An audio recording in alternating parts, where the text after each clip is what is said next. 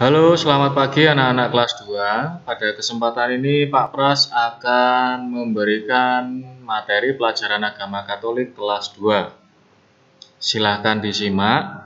Jika ada yang mempunyai LKS Jamrut bisa dibuka halaman 12 ya. Untuk kali ini Pak Pras akan memberikan dua materi sekaligus, yaitu materi pelajaran 15 dan materi pelajaran 16. Silahkan menyimak dengan teliti ya. Pelajaran 15, beriman berarti melaksanakan perintah Allah. Mari kita berdoa terlebih dahulu. Dalam nama Bapa dan Putera dan Roh Kudus. Amin. Bapa yang Maha Baik, kami bersyukur kepadamu karena Engkau mencintai kami. Bantulah kami agar selalu taat pada perintah-Mu. Amin. Dalam nama Bapa dan Putera dan Roh Kudus. Amin. Pada pelajaran 15 ini, Abraham adalah tokoh kitab suci yang akan kita bahas. Bapak Abraham mau mengorbankan anaknya bernama Ishak karena taat kepada kehendak Allah. Ketaatan Abraham itulah yang nanti akan kita teladani ya. Dia menjadi teladan ketaatan karena sungguh-sungguh mendengarkan dan melaksanakan kehendak Allah. Atas tindakan Abraham itu, Abraham dikenal sebagai bapa orang beriman. Maka, menurut teladan Bapak Abraham, beriman itu berarti mau melaksanakan perintah Allah. Kalau kalian membuka LKS, di situ ada bacaan petani dan 3 anaknya ya. Ini gambarnya Pak Pras ambil langsung dari LKS. Kalian bisa membaca sendiri. Di situ ada bacaan pendek ya. Dan ini Pak Pras akan memberikan makna dari bacaan singkat itu ya. Anak-anak sering tidak taat pada perintah dan nasihat orang tuanya. Perintah dan nasihat orang tua tidak didengar dan dilaksanakan. Ya, banyak sekali anak-anak yang tidak taat pada perintah orang tua. Nah, tapi jika anak itu menaati perintah dan nasihat orang tuanya juga pasti bahagia, ya, bahagia, senang, gembira. Demikian juga dengan anak-anak, ya, pasti akan bahagia dan bangga karena taat pada orang tua yang mencintainya. Jadi ketaatan Bapak Abraham ini kepada Allah kita tiru untuk belajar bersikap taat dan patuh kepada orang tua. Sedikit rangkuman. Nomor 1, Bapak Abraham dikenal sebagai bapak orang beriman. Nomor 2, beriman berarti melaksanakan perintah Allah. Nomor 3, manusia yang melaksanakan perintah Allah akan diselamatkan. Nomor 4, Tuhan menghendaki agar kita meneladani Abraham dalam melaksanakan kehendak Allah. Kita meneladani Bapak Abraham yang taat dan patuh kepada Allah ya. Supaya melaksanakan kehendak Allah. Kehendak Allah apa? Berbuat baik. 5. Kita melaksanakan kehendak Allah dengan menaati nasihat dan perintah orang tua. Taat pada perintah dan nasihat orang tua ya. Untuk diingat bagi kita semua, taatilah pesan dan nasihat orang tua kepadamu. Kalau disuruh bangun pagi, ya bangun pagi ya. Bangun pagi itu baik, melatih kedisiplinan, sekaligus meningkatkan kesehatan ya. Begitu, kita lanjut ke materi 16. Judulnya beriman berarti berjuang melawan godaan. Yesus ketika berpuasa pernah digodai oleh iblis ya, atau dicobai oleh iblis, digoda oleh setan untuk menyembah iblis. Mau tahu bagaimana penjelasannya? Baik, ini. Ketika Yesus menghadapi godaan dari setan, Yesus tegas mengatakan tidak terhadap godaan setan. Hal ini dapat dilihat dari jawaban Yesus atas godaan setan tersebut. Yesus mengatakan, manusia tidak hidup dari roti saja, tetapi juga dari firman Allah. Kalau manusia melaksanakan perintah Tuhan, jiwa kita akan bahagia.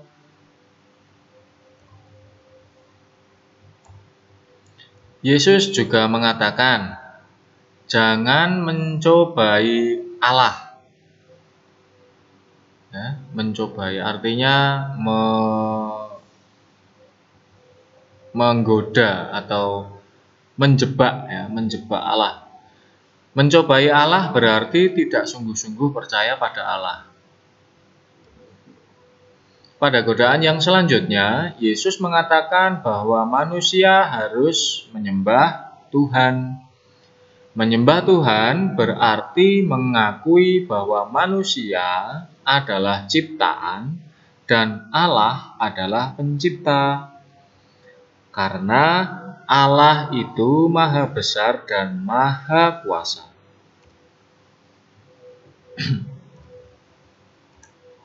Kita, anak-anak Tuhan, juga harus seperti Yesus yang menang terhadap godaan setan dengan cara rajin berdoa, berbuat kebaikan, patuh pada orang tua, taat melaksanakan perintah orang tua.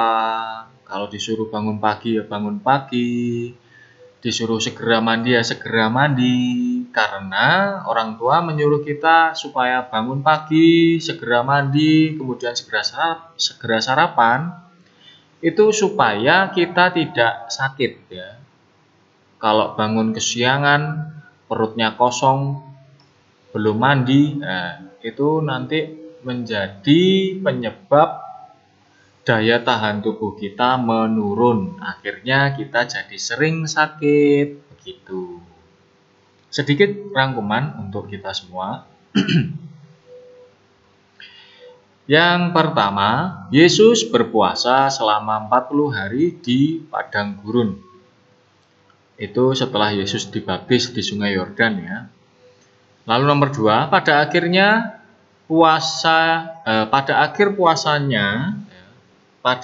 puasanya Yesus digoda oleh iblis ya. Pada akhir puasanya Yesus itu, Yesus berpuasa sudah hampir selesai ya. Kemudian digoda oleh iblis. Godaannya itu apa saja? Nah ini, Yesus mengalami 3 macam godaan. A. Godaan pertama adalah mengubah batu menjadi roti. B. Godaan kedua adalah menjatuhkan diri dari hubungan bait Allah. Hubungan bait Allah itu apa toh Pak? Nah, hubungan bait Allah itu artinya seperti menara itu loh. Jadi dari bait Allah itu punya menara. Nah, kemudian Yesus diajak oleh iblis di atas menara itu, kemudian disuruh menjatuhkan diri. Ya, disuruh menjatuhkan diri. Sebab Yesus kan anak Allah, pasti nanti malaikat-malaikatnya menolong. Ya, itu. Tapi Yesus menolak. Lalu yang C, godaan ketiga adalah menyembah setan. Jadi Yesus ditunjukkan kekayaan dunia, kerajaan megah yang ada di dunia.